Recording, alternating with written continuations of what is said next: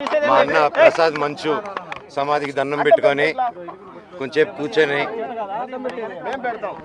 మనసులో ఉండేది మనసులో వాళ్ళని ప్రార్థించుకొని ఇవన్నీ ఎందుకు జరుగుతున్నాయో తెలియట్లేదు. ఆ సాయిబాబా మీద ఒట్టుగా జరగకూడదు. దీనికి ఎందుకని నాకు పరిష్కారం తెలిస్తే బాగుంటుంది అని తెలుసుకుంటాను. తెలుసుకున్నంత వరకు ఆగను ఎందుకు ఇదంతా అనేది. అండ్ జస్ట్ ఒక స్టూడెంట్స్ కోసం అండ్ ఇక్కడున్న లోకల్ ప్రజల కోసం ఈ ప్రైవేట్ హాస్టల్స్ మీద జరిగే అన్యాయాలు వీటిని నేను క్వశ్చన్ చేశాను, మెసేజ్ చేశాను. దానికి ఈరోజు నన్ను హైదరాబాద్ ఇంట్లో రానియకుండా ప్రయత్నించడం నా పిల్లలు ఉండగా, అలాగే మా అమ్మగారి బర్త్డే రోజున వచ్చి ఆ చక్కెర పోయడం, మళ్ళీ నేను ఊర్లో ఆలగడ్డకి వెళ్ళిన వెంటనే మా అమ్మని బ్రెయిన్ వాష్ చేసి ఇక్కడ సైన్ పెట్టమని, ఆవిడకి ఏం తెలుస్తుంది, సైన్ టైప్ చేసుకుని సైన్ చేయమంటే చేస్తారు ఆవిడ పాపం. అలా చేయడం ఇలాగ వరుసగా చేసుకుంటూ వచ్చి ఇది ఎంతవరకు దిగజారిందంటే 2 రోజుల నుంచి ఫ్యాన్స్ ఫాలోవర్స్ ఎంతో కష్టపడి ఎంతో ఖర్చు పెట్టుకొని, ఎందుకంటే వాళ్ళు కష్టపడితేనే డబ్బు వస్తుంది ఎవరికైనా, వాళ్ళందరూ అభిమానంతో అంత ఖర్చు పెట్టుకొని ఇక్కడ మా ఫొటోసు మా లోకల్ లీడర్స్ ఫొటోసు అందరిది పెట్టుకొని వెల్కమ్ స్వాగతం చెప్తూ విషెస్ చెప్తుంటే వాళ్ళందరిది ఫస్ట్ రోజు రాత్రి 12వ తారీఖు 13వ రోజు రాత్రి 10 చెప్పారు, అన్న ఇలా జరుగుతున్నానంటే సరేరా గొడవ పెట్టుకోకండి మన ఊరే కదా పండగ పూటరా అందరూ సంతోషంగా ఉండను. మళ్ళీ నెక్స్ట్ రోజు వచ్చి మేము వస్తున్నామని తెలియగానే మళ్ళీ హోర్డింగ్లు వేశారు. మళ్ళీ ఈరోజు పొద్దున ఒక ట్రాక్టర్ పెట్టుకొని నాకు వీడియోలు చూపించారు, షాక్ అయ్యాను నేను.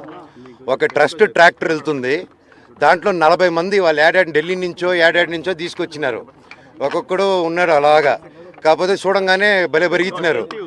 ఎందుకు ఢిల్లీ నుంచి అంత బాడీలు వేసుకొచ్చారో నన్ను చూడంగానే ఎందుకు అలా పారిపోయారో అర్థం కాలేదు. కాకపోతే నేను ఏ గొడవకు రాలేదు.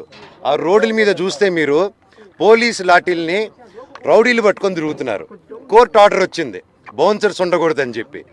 క్యాంపస్ సెక్యూరిటీ ఉంటే ఓకే, క్యాంపస్లో ఆర్మీ ఆఫీసర్స్ ఉన్నారు, గొప్ప గొప్ప సెక్యూరిటీ సిబ్బంది ఉంది, వాళ్ళందరికీ రెస్పెక్ట్ నాది. కాకపోతే వీళ్ళెవరో బయట నుంచి రౌడీలు తీసుకొచ్చేసి కేవలం నేను సిఐ గారి మాట, ఎస్ఐ గారి మాట, డిఎస్పీ గారి మాట, పోలీస్ సిబ్బంది మాట వినే నేను ఈరోజు వెనక తిరిగి వెళ్తున్నాను మర్యాదతో. అంతేగాని ఆ బౌన్సర్స్ని రౌడీల్ని రమ్మనని నేను ఒక్కడి చాలు వాళ్ళందరికీ, అర్థమైందా అండి? సో నాకు ఏ గొడవకు రావట్లేదు, ఏ దీనికి రావట్లేదు. నేను నెక్స్ట్ స్టెప్ కారు ఎక్కి పోలీస్ స్టేషన్కి వెళ్తున్నానండి. నాకు రాలేదండి, నాకు I didn't receive it yet. నేను ఈరోజు వస్తే నాకు జిరాక్స్ కాపీ ఇచ్చారు ఎస్ఐ గారు, ఆయన చూపిస్తున్నారా అది నాకు ఇవ్వండి సార్ అంటే తీసుకొని బయలుదేరాను నేను. అది నేను చెప్తానండి, స్టేషన్లో చేసిన తర్వాత మీకు కాపీ ఇస్తాను. వాళ్ళందరూ ఎవరైతే మీ కెమెరాలో క్యాప్చర్ చేశారో మీరు దయచేసి వాళ్ళు ఎవరు ఇప్పుడు గోడ నుంచి కూడా దూకారు వాళ్ళు రౌడీలు. దూకి ఇప్పుడు మీరందరూ ఉన్నారని లాఠీలు మీరు చూసారు కదా, లాఠీలలాగా వాళ్ళు ఎవరో తెలియదు. ఇందాక ముని గారు ఉన్నారు, నేను హగ్గిచ్చిన 2-3 అన్నానా సురేంద్ర ముని ఈ పాతలందరూ ఓకే మాకు తెలుసు. నేను పాతలు చెప్పినా ఆగిపోతా నేను. అంత వాళ్ళు బాధపడుతున్నారు, కంట్లో నీళ్ళు పెట్టుకుని ఉన్నారు. కాకపోతే వాళ్ళు ఎవరు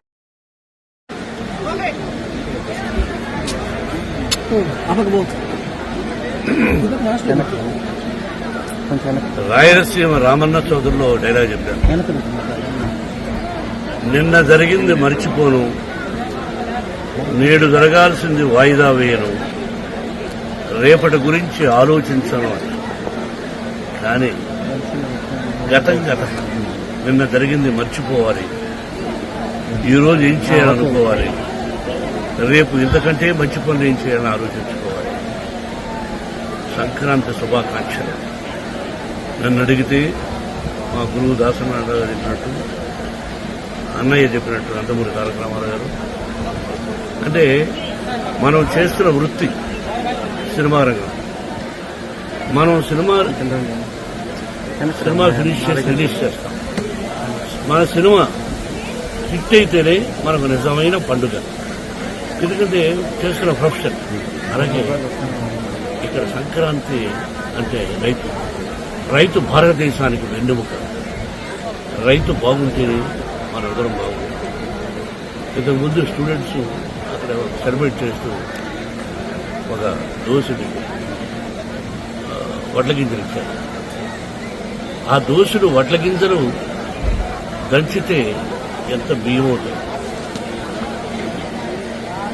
అది దోషుకుంది ఒక పిడికడవుతుంది, అర పిడికడవుతుంది. అది ఒక మనిషిని బ్రతికిస్తుంది. దాని వెనకాల రైతు కష్టం ఒక్కసారి పేపర్ మీద వేసుకుంటే గంట చెప్పాలి. నిజమైన పంట బాగా జల్లు లేకుండా సత్తు లేకుండా కట్టిస్తాను ఉంటున్నాడు. కాబట్టి రైతు భారతదేశానికి వెన్నెముక. ఇది మనందరికీ పండుగ, సంక్రాంతి పండుగ.